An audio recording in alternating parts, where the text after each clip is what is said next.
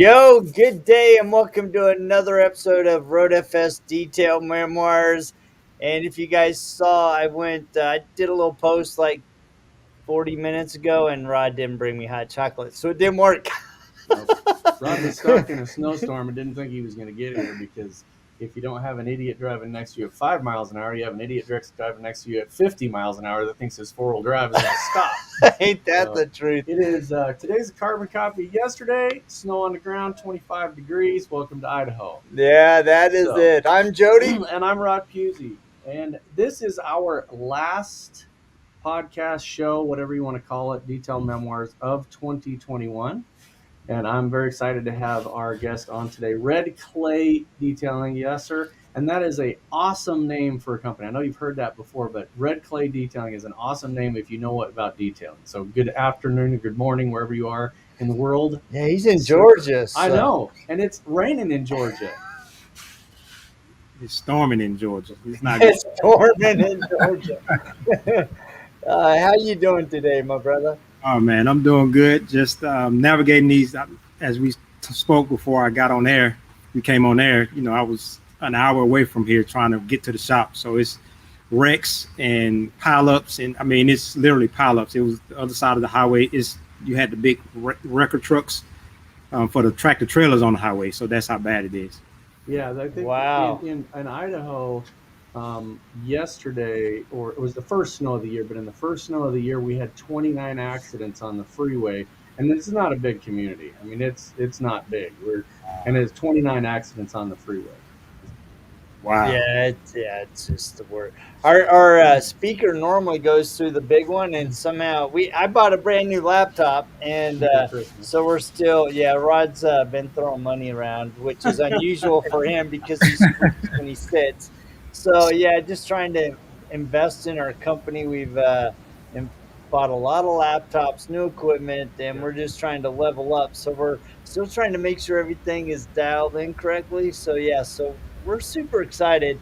We met you years ago at Air Force One, and I just gotta say, you have the most gentle, calming demeanor of anybody I've ever met. But your work ethic is like impeccable, right? And I just remember those first times talking to you. I'm like, man, I just really like this guy. And he just makes you feel comfortable, makes you feel at home. And I'm sure you bring that same thing, not only, just one-on-one, but in every aspect of your business. So let's talk about how you got started in detailing. I've had jobs. So my career was, I'm formally trained as a electronics and computer engineer. So I worked in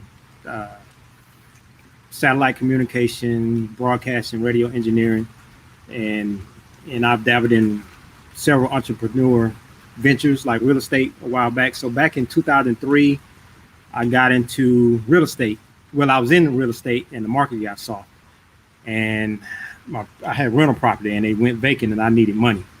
And I was like, I need cash today, not 30 days from now, not 6 months from now. So I was like, what can I do? And I thought about it. And a friend of mine, several years before, he had a little sprayer that we threw in the back of my truck. When times got soft, we used to install satellite systems. So when time got a little slow, we would go out and wash cars. So I was like, hey, I can do that. So that's what I did. I went and just bought a few supplies. I had an upright vacuum cleaner that you can put with the nozzle onto it. Yeah. I had that, and I would take people cars to the self car wash. I targeted my market. So near my house there was a main thoroughfare, and I just went to all the businesses that would I could get in the door. Yeah. So there you go. That's lesson number one. Start with what you have and make it work. Right. Exactly. That's exactly what I did. And several other people I talked to, they had me detail the cars right down site. Some of them let me hook up my hose and just take the car in the back of the building, wash it. Then others, they allowed me to drive to the car wash because it was right down the street. So I took the car to the car wash, brought it back. I left my truck there, so I guess, for whatever reason, they trusted me. So I didn't even think about what I was doing, but I was just like, look, I'll take your car down to the car wash, wash it, and bring it back, and everybody was cool with it. So it worked, and that lasted for about 3 years. I got tired of it because I built my business buying some blind equipment, and about 3 years, I just worked myself into a hole, and I wanted to get back into my career, and I went back into the my main line of work, and so I stopped detailing, but I kept getting calls. So people wanted to still wanted me to take care of their cars because they was like, we can't find anybody to take care of our cars like you were taking care of them. So I took on a few clients, took them back on. That was like 2007, and I just kind of maintained those few people. I worked them around my job part time as I continued to work. And then about 2014, I was working at a TV station, and they was like, you need to reapply for your job. We restructured the company, la la la la. Yeah. And I was like, and they didn't tell the manager. The manager didn't even know that we had to do it. That just tells you what kind of situation it was. And I was like, I don't want this game. I'm tired. And I just went full steam ahead. I got the severance they gave me. I took that, and here I am. 7 years later? That's cool, man. I don't think awesome. we've had anybody like bootstrap the way you did. I mean, I'm just picturing you with your vacuum with the little hose. I mean, that's what I do at home. And you got Rod, he's the complete opposite. He's got a garage, all of his cars are in there. He's got, the super vac, all the tool. I mean, yeah. So straight bootstrap, strictly bootstrap. Yeah, well, and now you've been in this. I mean, you're 7 years into it. You're in the Atlanta. Are you actually in Greater Atlanta, or are you just in the surrounding area? Downtown Atlanta, right smack dab in the middle of downtown Atlanta. You're like in the O of Hotlanta, right there. Yeah. Yes.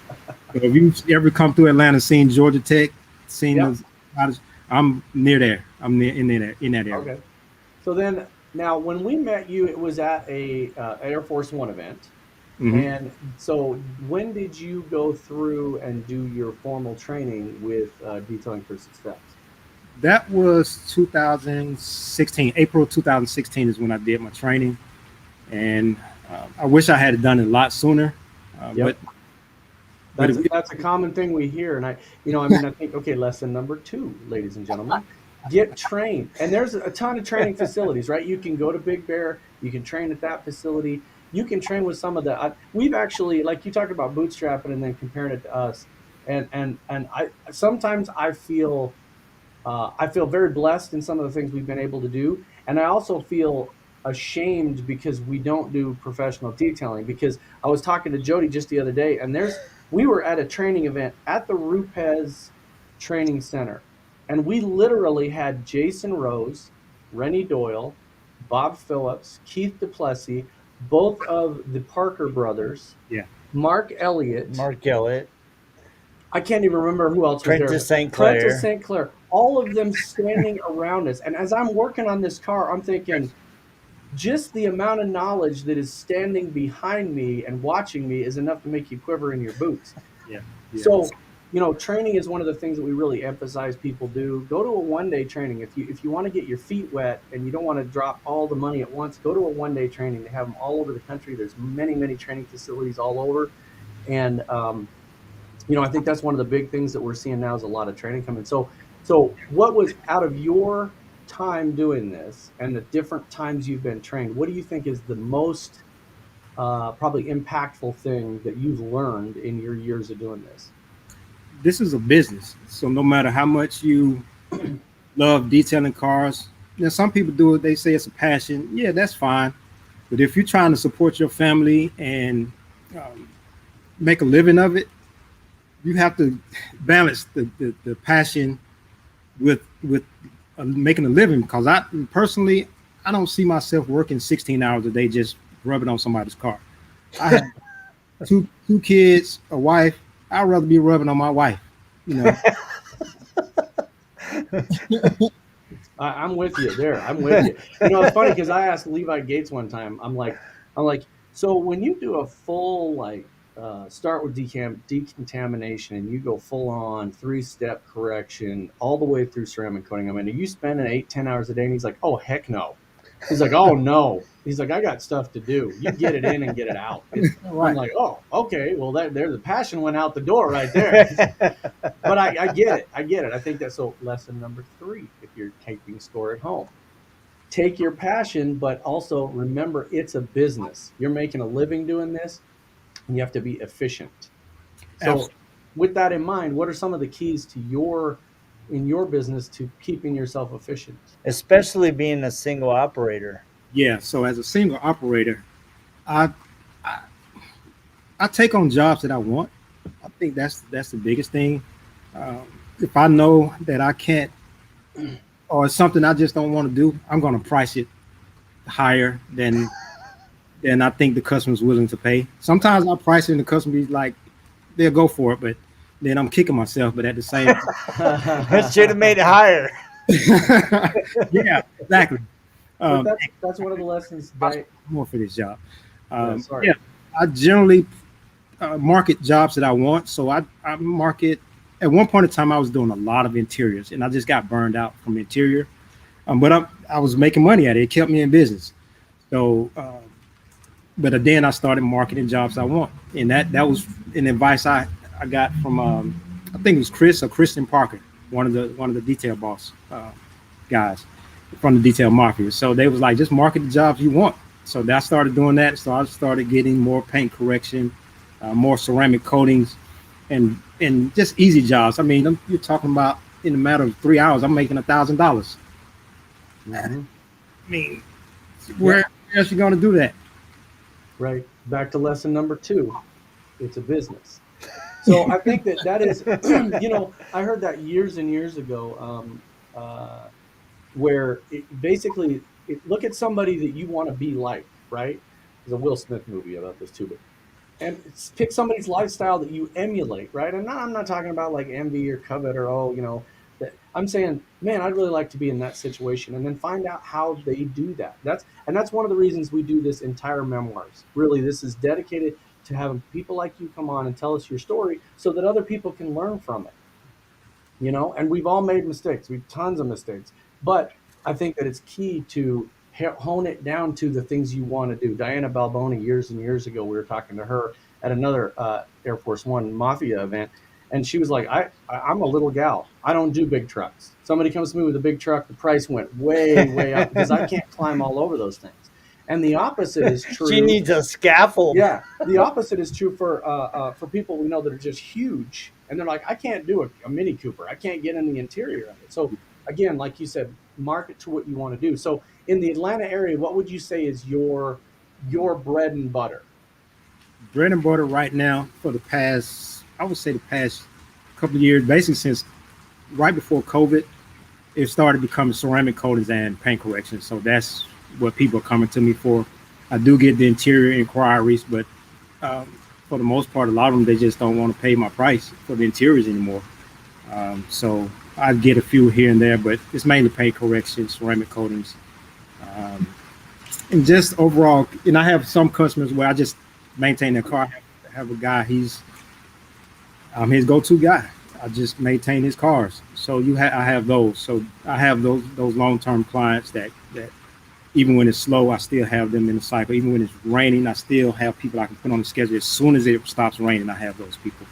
I think one of the key things that I'm taking away that's kind of underlying this is you can be a single operator and make a really good business. Yes. If you're invested in yourself by getting trained properly, but you're also willing to give up business that really doesn't fit your personality, your interests, your skills, right? Mm-hmm. I mean, if you don't want to do interiors, one of the best ways to do it is make your prices so high that, one, it deters the people that you really don't want to, but it also makes it worth your time if they do choose to opt for that service. Right.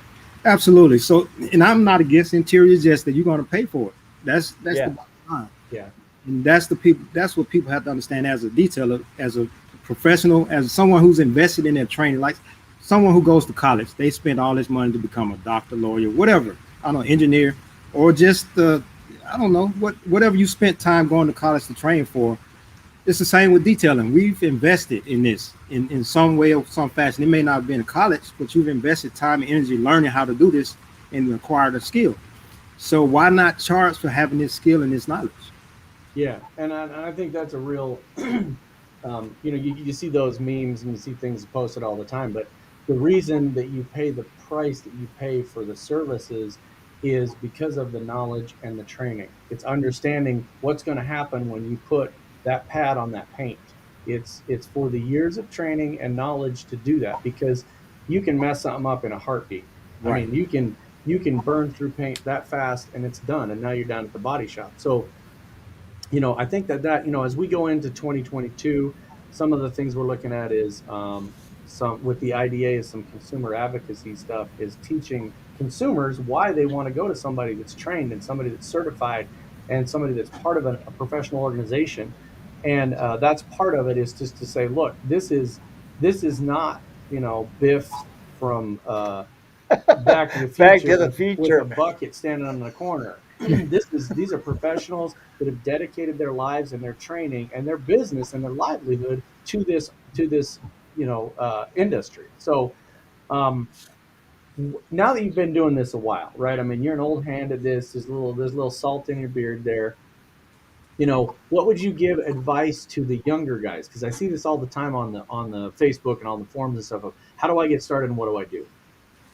Getting started is definitely treat it as a business. If you know there's something you want to make money at, get the business training. Find whether it's a local college or other professionals around you, but get the business knowledge that you need to run it as such, rather than just a hustle. Because I hear a lot of people, I'm just grinding, hustling.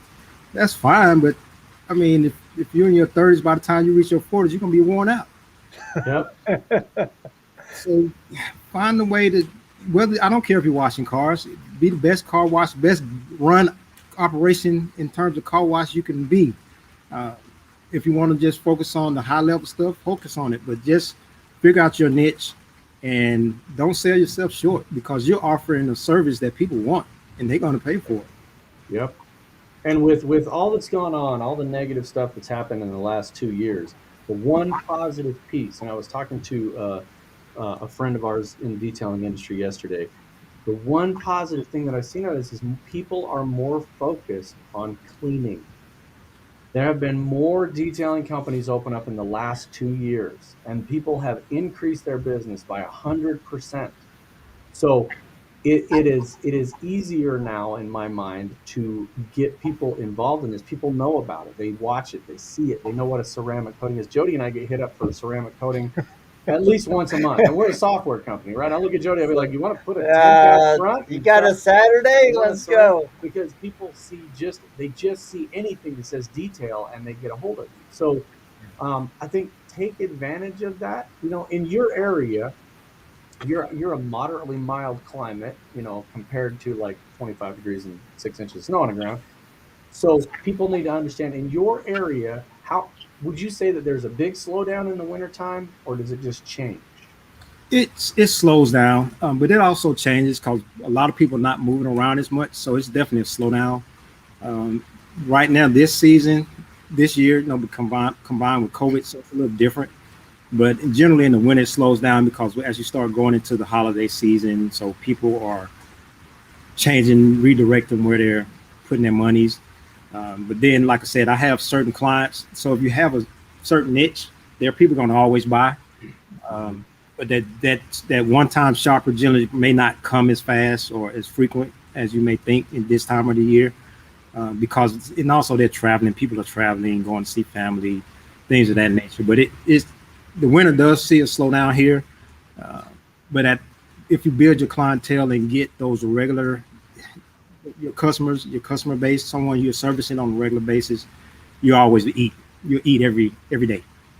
Yep, absolutely, absolutely. That's the thing. I think people need to get creative. In their slow times, you reach out to those long term clientele, and you offer them something during those slow times. I've seen a lot of people doing that right now. They're like, hey, I've got a excuse me, an opening on Thursday, and they reach out to their clientele, do some mailers. If you're using some kind of software, like RoadFS, maybe you can have those automatic mailers that go out, and get creative in your area, but know your area. I think that's the key: is know your area and know your clientele. I know several people that, because of some of the equipment they have, the pressure washing equipment that they have, during the slow times, they offer different services. They'll go out and they'll pressure wash swimming pools and stuff in the off season, and they'll do that kind of cleaning as well. Drive ports, all that stuff. Yeah. I think one of the things too is I look at as I'm listening to you, being able to educate your customer as to what you really do, because I think a lot of times they look at it, oh, you're just washing a car. Oh, well, here, take a polisher and you polish that car and come back to me, right? I think I was talking to another detailer yesterday, and I was talking about the value of not only educating his customers but doing on occasion like a DIY Saturday. Yeah. And as we were talking about it, he goes, they're really fun to do because one, I get to interact with customers one on one. I get to build that relationship. I also get to educate them not only on how to do something, but how challenging it is. And that the knowledge that I'm bringing is worth the value. So a lot of these guys come to his DIY Saturday, and they actually go, "Yeah, I'm just gonna have you do it." Yeah. Yeah, yeah. I haven't gotten into the DIY Saturdays, but that's I know I can't think of the name now, but Next Level Rod there, they up the road from Yeah. me, Yeah. Yeah. about 40 minutes from me, so they do something like that, and so it's a good opportunity to get face to face and where the customers can, or even if they're not your customer, but they have an opportunity, to see exactly what's going on. So I definitely recommend if you have the opportunity to do something like that. Uh, it's it's wide open in terms of what can be done in terms of your operation. Even if you don't have a shop, you can partner with someone that has a location, maybe an audio shop or something like that. Like my shop is not my shop. I'm just renting space in it. So, Yeah. so Yeah. the And a beauty, lot of people have started out that way. We've got a guy that we know in Salt Lake City, and him and another guy both have shops, but they switch off. When one's busy, they work together, and then, hey, it's like, hey, I got a big ceramic job, and they split it. yeah, And that way they're both maintaining their business. They had a 1 day event, PNS 1 day event in Utah, and there were a ton of people that showed up. Yeah, Man, it that was was huge. fabulous. And we gained him customers. yeah, Just we said, hey, I'm doing some, we want to do a floor mat. We're in the middle of a training, and we went around and went to all the businesses and asked if we clean their floor mats, and he's picked up business from that, where they're like, man, I love what you guys did. Here, do my car. yeah, So I think the other thing is, on the business training you were mentioning. Jody and I and Prentice St. Clair started a series called Business 101. It's on Detail Memoirs. So go to the YouTube channel. We post all that stuff, and you can see all of those. I think And we're we up to just like recorded our seventh six or episode. seven So episodes of that, and this is a wealth of knowledge. I mean, it's yeah. you. If you for those who are watching who haven't engaged or anything from Prentice, please listen to that. I've actually listened to a few of those podcasts that you guys have yeah. posted up. So he's a wealth of knowledge. He's been detailing for a long time. So yeah. So wherever you can get knowledge, it doesn't matter who it comes from, because it can maybe that one thing Yep. that could just make a difference in saving you some time, saving you some money, saving you a whole lot of headache. Yeah, A whole absolutely. lot of Yeah, headache. absolutely. And I think that a lot of times people don't look at that aspect of education, right? And I'll straight up be honest. When I was younger, I never read self-help books. Thank God for podcasts, because I listen to them all the time now, right? But I but if I'm really honest with myself, I kind of had an arrogance that said, "You know what? I'll figure it out." Well, why struggle and wrestle with your business when somebody's already gone through the process and they're willing to sharing that knowledge with you, either in a podcast, in a Saturday training event, in a book that costs you $24.95? I mean, dude, those are the cheapest investments in your business that will alleviate those headaches that your arrogance and your pride are, forcing you to fight through it instead of getting the help to propel your business forward. Right. Yeah, and definitely because you don't know everything. No matter how much you tell yourself, you're the smartest, you're the greatest detailer, you're the greatest business operator. There's someone out there that knows something or has that, like, again, that one thing or two things, whatever it is, has something that could just help you turn that corner. And that's what training did for me. I'm more of a hands-on kind of learner when certain things. So I like to get in there and get down and dirty because I just pick it up. It's just something I just pick up quicker. I read and I listen to the podcast and watch videos and things like that. But I'm a visual learner. I'm a hands-on. Put it in front of me, and I grab it in most cases. I'm the same way. That's why, like the first time we met you when we were at Air Force One, I got to get in on it. I got to give me a polisher. Got to touch it. I can't just stand here and watch somebody do it. Yeah. And I think it's interesting. I want to go back 2 sentences ago. You said something about when you think you're the greatest, and this is something that I've held on to for 100 years. And I'm not a young man. I will admit it. When I was younger, my father and I used to watch boxing, and I was a big Muhammad Ali fan. Yeah. And Muhammad Ali, I'm the greatest. I'm great. Every time that I hear that statement, and every time I think that my head's getting too big, I honestly, this is no joke. His voice comes in the back of my head, and I hear this: "I'm the greatest. I'm the greatest." And I look at it and I just laugh, and I'm like, "Yeah, that's what you're doing right now. You're ballooning up. You're dancing around. You're trying to put on that you're the great, and it really humbles me." So, I mean, the lesson there that I've learned is take something that grounds you, that brings you back. And I know that you're a big workout guy, right? You like I know from talking to you personally that part of it is just that self-grounding and that getting you ready for the day and going through the rituals.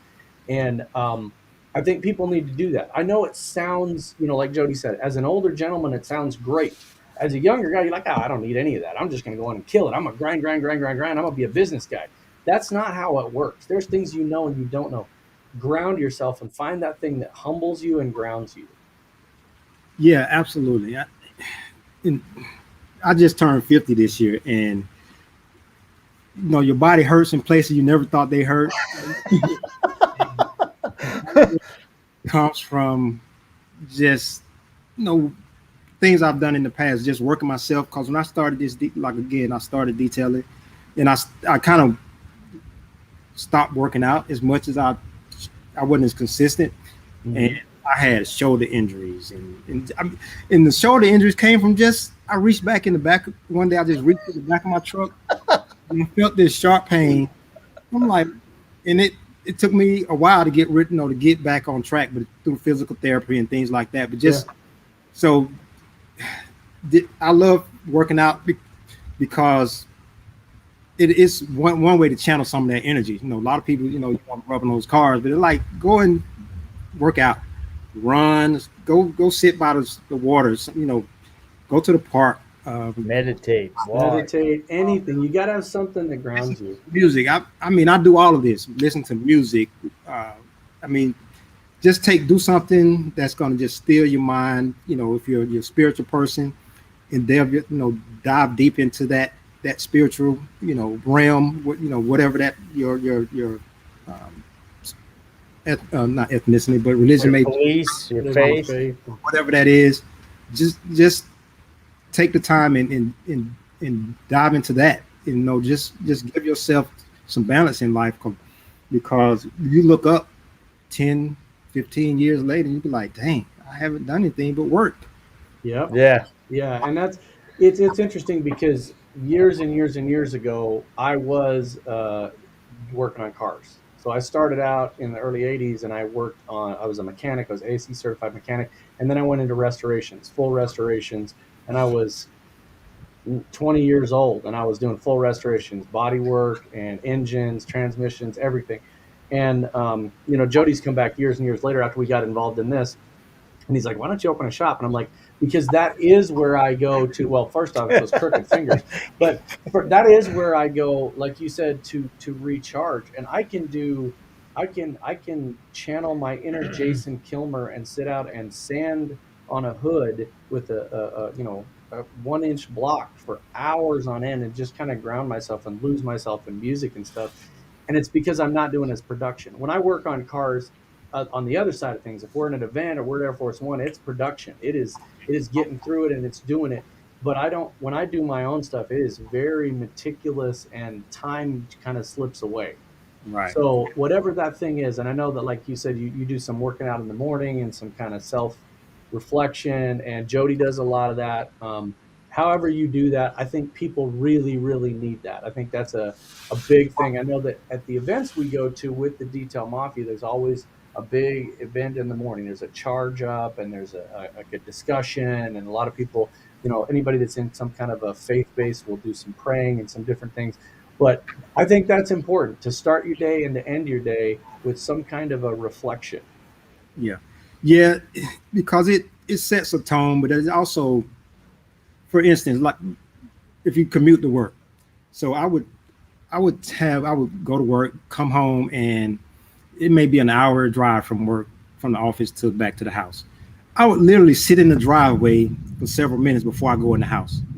Because just driving home would be a whole job in itself. You know, and so it's like, okay, I need to calm down and still myself, because I don't want to take this same energy I just had on the road into the house. So it's the same way. And Yeah. when I'm detailing, so it's like go away for a few days, whether it's, I don't know, build that into your lifestyle. It doesn't have to be a trip across the country, out of the country. It can be just get you an Airbnb somewhere in town or in the mountain. Here in Georgia, fortunately, we have beaches. We can go to the mountains. We got several different environments. We go to the lake, so you can go to different places without having to leave the state. So anything. Yeah, driving in Atlanta is a mental full contact sport. And you gotta decompress before going into the house so you don't take it out on the family. So in kind of final wrap up, are there some final kind of tips that you think are really critical for small business owners to implement in their either personal life or in the business life to help them really level up in 2022? Yeah, we don't know what's going to happen with this COVID thing, so just keep your finger on the pulse. And I know everybody. Some people think it's more political. Some people think it's something else. Other than what it is. I don't know what it is, but I know that people are dying and people are getting sick around me. Not just what I see on the news. There are people around me getting sick and dying. So take that serious, and be mindful of your customers. Be mindful when you engage your customers with this, even though you may not agree with the situation. Just be mindful of your customers. That that may just be that one job, but you don't know what their connection, their ties are to anybody else. You don't. Yeah. Be respectful. Be respectful of your customer, your clients. When you engage them, even though they may not have on a mask, but I generally don't wear anything when I'm in here at the shop, but just be mindful of your clients and engage them where they are. And I love that. I love it. Engage them where they are. I love that. One of the things for 2022, Jody and I, the word you're going to hear is we're going to be neutral. We are trying to be Switzerland on a lot of things, and we are going to just try to support the detailing industry. And not get caught up in a lot of the political and the personal infighting and all that stuff. Our goal is to have an impact on your business. We really want to impact people in a positive way. And we're trying to get involved more with the IDA and some of the training events and things. And I encourage people to do that. Reach out, get involved in some committees. You meet some incredible people, and you're going to find out different ways to do your business. If your business isn't changing in some way or growing, and growth comes in different strategies, right? It doesn't necessarily just mean dollars. Growth can be a new piece of equipment and doing stuff easier. So, like you said, just be mindful. And I really hope that everyone does great. I would love to see the industry grow some more. And I just, as our final wrap up, I wish everybody the best. I hope everybody wins the lottery and everybody gets all their little dreams answered in 2022, and just has a great year. Yeah. So, how do people contact you, buddy? You can reach me on Facebook, Yasir Waqaar, Red Clay Detailing. Just Google it and it should come up. I'm on pretty much every platform, YouTube, um, TikTok. I'm even on TikTok. I'm barely using it, but I'm on there. Yeah, you have a YouTube channel. You're very prolific on Facebook, Yeah. and I love, like I said before, I really love your demeanor, the way you make feel people feel comfortable around you, and you bring that across all of your communication medias. Facebook, TikTok. I've seen you on TikTok. I've seen you on YouTube, and we just really appreciate you, and we want to thank you for being a guest. And those of you that are tuning in, thank you so much for being a part of the podcast. Please remember to like, share, and subscribe. Subscribe. And we are ramping up for Mobile Tech Expo into January. Right. Just So coming fast. We're going to be doing, again, Jody and I are a couple of the featured speakers. We got two different things we're doing. On the business side, one of them is 3 things you can do right now to impact your business, and 3 things to stop doing right now to stop impacting your business in a negative way. So again, I'm so glad you came on. I could not think of a more positive, better way to end this year than to have you as our guest. And we really appreciate everything that you do. I just want to say one thing: get some software in your business. thank you, That's right. brother. We Thank you. appreciate it. that. And so we will see everybody at MTE. And if not, we will see you on YouTube and Facebook and every other platform Media we can find. So have a great day. All right, good seeing you guys. Take care. Very much. Thank you, Take man. care.